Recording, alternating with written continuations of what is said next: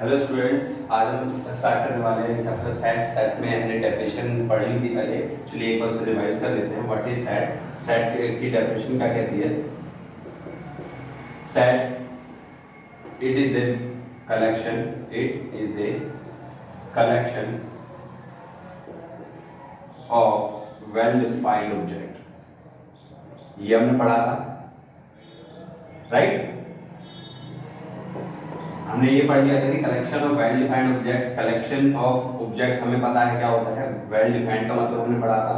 Well defined का मतलब क्या होता है? वेल डिफाइंड का मतलब होता है इस तरीके से किसी चीज को डिफाइन करना कि कोई भी इस दुनिया में कोई भी दूसरा व्यक्ति उस चीज को पढ़े तो वो भी वही आंसर निकाले, वही निष्कर्ष निकाले जो आपने निकाला हुआ है। जैसे कि मैं बोलता हूँ ए सेट को मैं डिफाइन करता हूँ, set of natural number, set of natural number,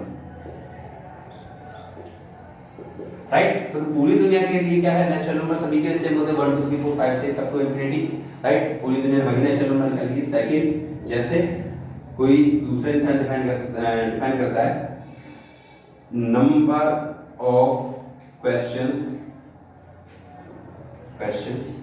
in this chapter, means chapter के अंदर जितने भी क्वेश्चंस हैं उन सबको मैंने एक ग्रुप में रखा। क्या वो एक सेट है? बिल्कुल सेट है। क्यों? इस बुक जो हमारी ये बुक है, कौन सी? एनसीईआरटी जो आपकी 11th में लगी हुई है, इस बुक के इस चैप्टर के अंदर जितने भी क्वेश्चन है वो सारे हमारे पास क्या है? वो हमारे सारे क्या है? वेल डिफाइंड होंगे। क्यों? क्योंकि वो इस बुक में है। हम किसी को बोलेंगे कि ये बुक पढ़ो, इस बुक के फर्स्ट चैप्टर के सारे क्वेश्चंस का कलेक्शन तैयार कीजिए, तो हर एक इंसान के लिए, हर एक जो भी पर्सन को हम बोलेंगे ये काम करने के लिए, वो सभी इसी बुक के वही सारे क्वेश्चंस का कलेक्शन हमें निकाल के देंगे। तो it is also well defined. Clear है? तो ये होता है वेल डिफाइंड। और वेल डिफाइंड क्या नहीं होता है? जैसे हम बोलते हैं किसी का, जैसे हम बोलते हैं collection of favourite players, collection of favourite food, जो हमने लास्ट टाइम भी बताया था। जैसे फेवरेट वर्ड हो गया हमारे पास, कुछ और भी चीज आती है। जैसे मैं बोलता हूँ मोस्ट डेंजरस पर्सन या मोस्ट डेंजरस एनिमल, मेरे लिए कुछ डेंजरस एनिमल कुछ और है, आप लोगों के लिए कुछ और होगा। हर पर्सन के लिए अलग होता है, किसी को किसी जानवर से डर लगता है, किसी को किसी से। तो इस तरह की चीजों को हम बोलते हैं इसी वेल डिफाइंड तरीके से इसको समझना। क्लियर है? वेल डिफाइंड का मतलब क्लियर हो गया। ठीक है, अब हम पढ़ते हैं सेट के हमारे पास फॉर्म्स। सेट हम दो फॉर्म्स में लिखते हैं, जैसे अभी हमने ये सेट लिखे हुए हैं, अब इसको दो फॉर्म्स में लिखते हैं। किस किस तरीके के फॉर्म, वो पढ़ लेते हैं जरा। Forms of set, forms of set, इसके हमारे पास दो फॉर्म्स होती है, टू फॉर्म्स। कौन कौन सी? फर्स्ट होती है हमारे पास टेबुलर, टेबुलर फॉर्म या रोस्टर फॉर्म, टेबुलर फॉर्म या roster form. And other one is set builder form, set builder form. देखिए, जैसे अभी भी मैंने एक सेट लिखा था, अभी भी मैंने एक सेट लिखा था, a set of natural numbers, set of natural number या नेचुरल नंबर्स, राइट? देखिए इसमें मैंने इसमें क्या सारे एलिमेंट लिखे सेट के अंदर आने वाले? नहीं, मैंने जस्ट उसकी एक प्रॉपर्टी लिखी है, क्या? कलेक्शन ऑफ, सॉरी सेट नहीं, कलेक्शन ऑफ,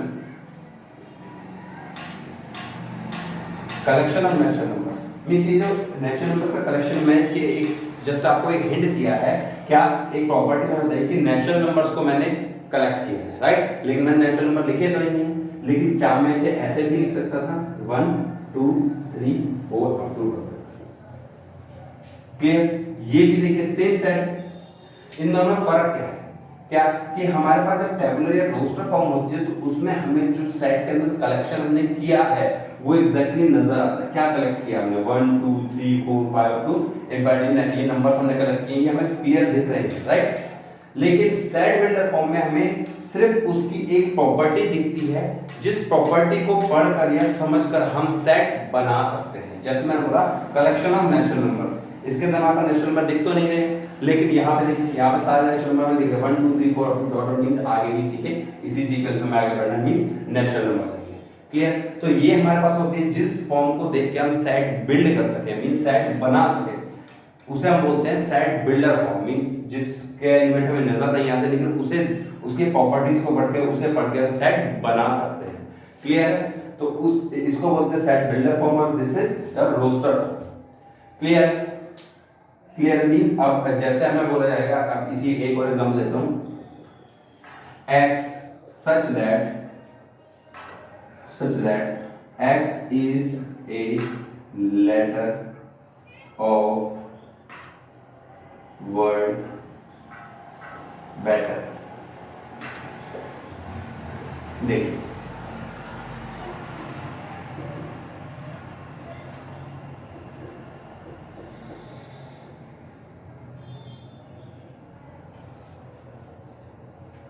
देखिए इसमें क्या बोला है, बी एक एक्स ऐसा बी सेट में कौन सा एलिमेंट आ रहा है, एक्स टाइप का एलिमेंट आ रहा है, और एक्स किस तरह का एलिमेंट है, X is a letter of word better. Better word का मींस इस बेटर वर्ड के वर्ड जो हमारे पास है इसके लेटर्स में से कोई हो सकता है, एक्स मींस इसके सारे लेटर्स हो सकते हैं, राइट? मींस के एक्स ऐसे लेटर हैं जो इस वर्ड में आ रहे हैं। एक्स हमारे पास ऐसा लेटर है जो इस वर्ड में आ रहे हैं। कौन कौन से लेटर हैं, डी ई, मतलब कौन कौन से लेटर आ रहे हैं, D E T and R. Clear? B E T and are.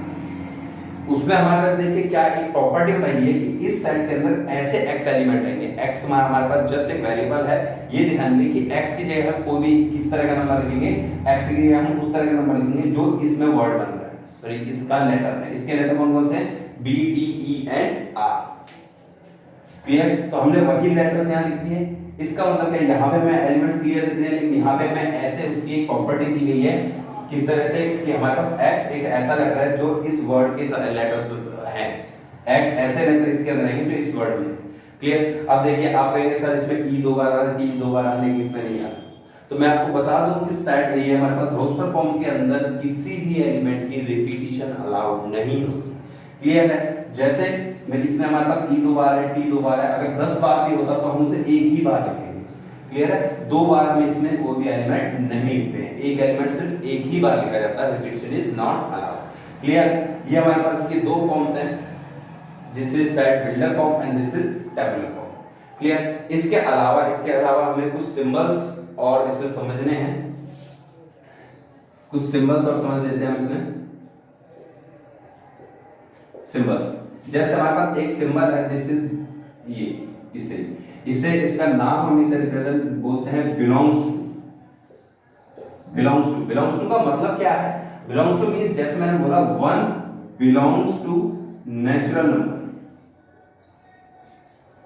Means क्या वन नेचुरल नंबर में आता है, राइट? बिल्कुल वन नेचुरल नंबर में आता है, one belongs to natural number. Clear है? तो इसका मतलब होता है कि ये जो एलिमेंट, जैसे अगर मैं कोई भी एलिमेंट बोलता हूं a belongs to alphabets, right? a alphabets में आता है, बिल्कुल आता है, में a अल्फाबेट्स को बिलोंग करता है। क्लियर है? क्लियर है? This is belong to. और अगर मैं इसे बोल दूं इस तरीके से, इसी को ऐसे क्रॉस कर देते तो हमारे पास होता है not belongs to, not belong,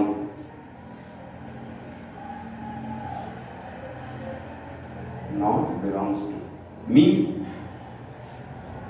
इस तरीके से अगर हम बात करें जैसे -2 belongs to natural number, sorry -2 does not belongs to natural number. क्या -2 नेचुरल नंबर में आता है? नहीं, तो हम लिखेंगे -2 does not belong to natural number, not belongs to natural, -2 natural numbers में नहीं है। क्लियर है? ये चीज क्लियर हो गई?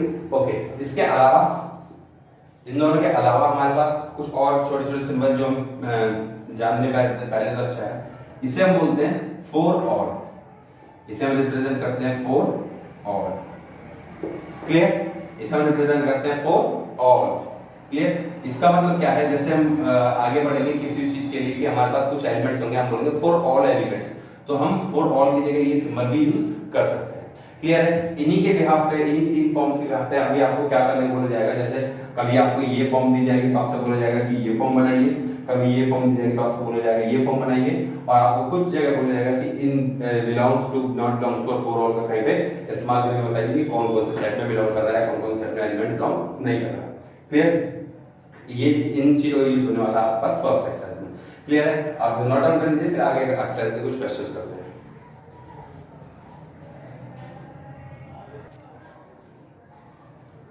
चलिए स्टार्ट करते हैं एक्सरसाइज का फर्स्ट क्वेश्चन से which of the following are sets. हमें पहचानने हैं कि इन कलेक्शंस में से कौन कौन से सेट हैं, मींस कौन कौन से जो हमारे पास कलेक्शंस है वो वेल डिफाइंड है, कौन कौन से नहीं है। क्लियर, चलिए स्टार्ट करते हैं। Collection of all month of a year beginning with letter J, means एक ईयर के, ईयर हमारा जैसे जो हमारा ईयर होता है उसमें हमारे मंथ्स के नेम होते हैं, उनमें से उन मंथ्स को सिलेक्ट करना है जिनका नाम लेटर जे से स्टार्ट होता है। क्लियर, हमारे पास ऐसे कौन कौन से मंथ्स हैं, January, June and July. Clear, only 3 months है। तो मींस अगर मैं इस दुनिया में किसी से भी बोलूं, किसी से भी यही क्वेश्चन रिपीट करता हूं, the collection of all months of a year beginning with the letter J, तो क्या वो इन 3 के अलावा कोई और नाम लेगा? ऑब्वियसली नहीं लेगा, क्योंकि ओनली यही 3 मंथ्स आते हैं। तो इस दुनिया में हर एक के लिए ये चीज क्या है, सेम है। ये जो हमारे पास ये डिफाइन है क्या है, सेम है। ये कलेक्शन भी क्या आएगा, सेम आएगा। तो it is well defined, so it is set, it is set. Clear, next, the collection of most talented writers of India. देखिए अब वही बात आ गई कि most talented writers, sorry most talented writer. अब लेकिन मुझे बताइए, टैलेंट ये जो मतलब वर्ड आया टैलेंटेड राइटर, इस टैलेंट को डिसाइड कौन करेगा? कोई नहीं कर सकता, क्योंकि इसमें कोई डिफाइन किया ही नहीं है, इसके लिए कोई डेफिनेशन दी नहीं कि टैलेंटेड राइटर हम कहेंगे इसे।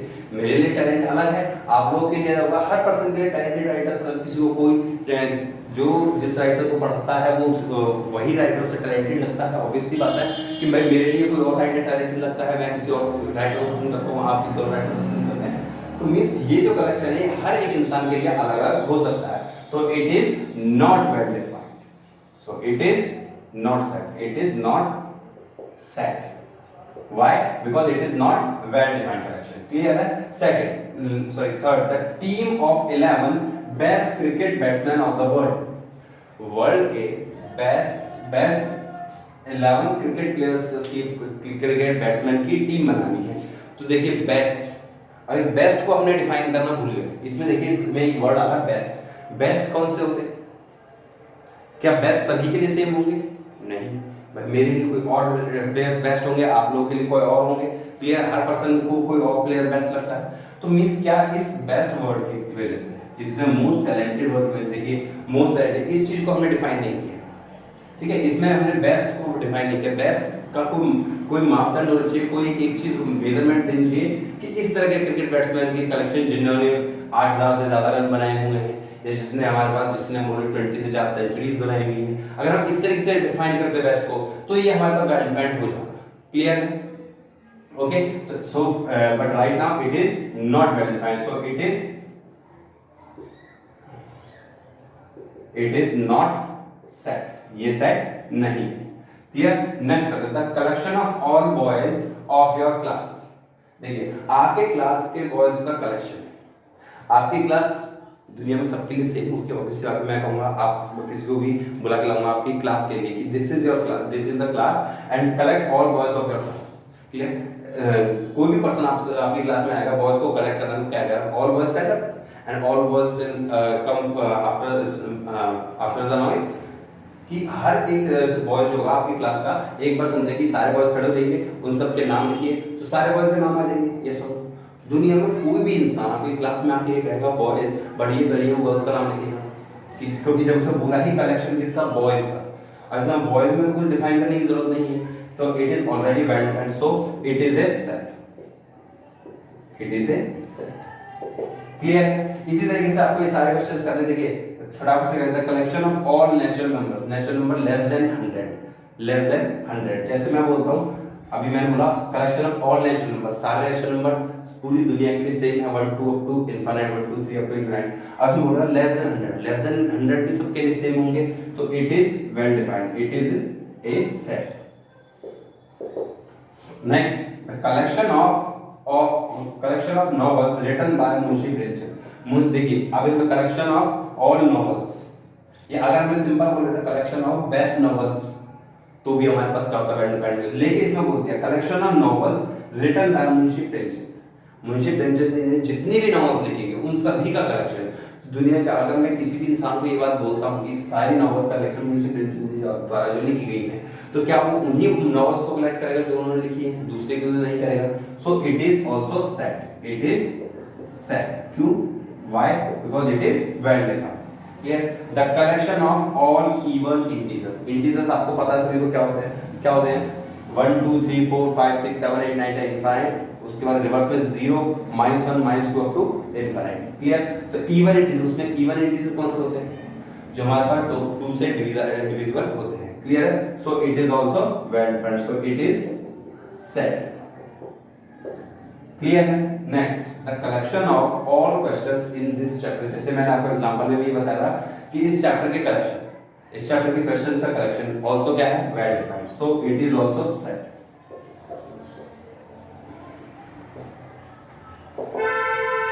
देखिए next, the last question is collection of most dangerous animals in the world. देखिए ये वर्ड मोस्ट डेंजरस, डेंजरस तो बहुत सारे हैं, क्लियर है, लेकिन मोस्ट डेंजरस डिपेंड करता है हर पर्सन टू पर्सन, उसे कौन सा एनिमल डेंजरस लगता है, डेंजरस लगता है। ठीक है, किसी को हाथी से डर लगेगा, किसी को शेर से, किसी को चीते से, किसी को किसी चीज, और दूसरे किसी को सांप से डर लगता है, किसी को बंदर से। तो मोस्ट डेंजरस के बारे में बात कर लेंगे, ये मोस्ट डेंजरस कौन से एनिमल हैं, इनकी हमें कोई डिफाइन नहीं दी गई है, ये हर पर्सन टू पर्सन अलग अलग हो सकते हैं। बाकी अब हम देखें इस चैप्टर के क्वेश्चन किसी पर्सन के अलग नहीं हो सकते, तो मैं बोलूँ जब ये चैप्टर है, फर्स्ट सेट चैप्टर है और इस बुक का है, तो इस वाले सबके लिए सेम होगा। इवन इंटीजर सबके लिए सेम होंगे, नॉवेल्स मुंशी प्रेमचंद की सभी के लिए सेम होंगे, राइट। लेकिन देखिए मोस्ट डेंजरस जो वर्ड है, एनिमल, डेंजरस एनिमल सबके लिए अलग अलग हो सकते हैं। सो it is not set, it is not set. Clear है? तो अब ये समझ में आ गया कि हम सेट्स को कैसे पहचानेंगे। क्लियर? मींस हम ये पता लगा सकते हैं उसमें कि हम ये सेट, ये जो कलेक्शन है वेल डिफाइंड है नहीं, और अगर वेल डिफाइंड होगा तो ही वो सेट होगा, अदरवाइज वो सेट नहीं होगा। क्लियर है? Okay, not done this, after that we do next question.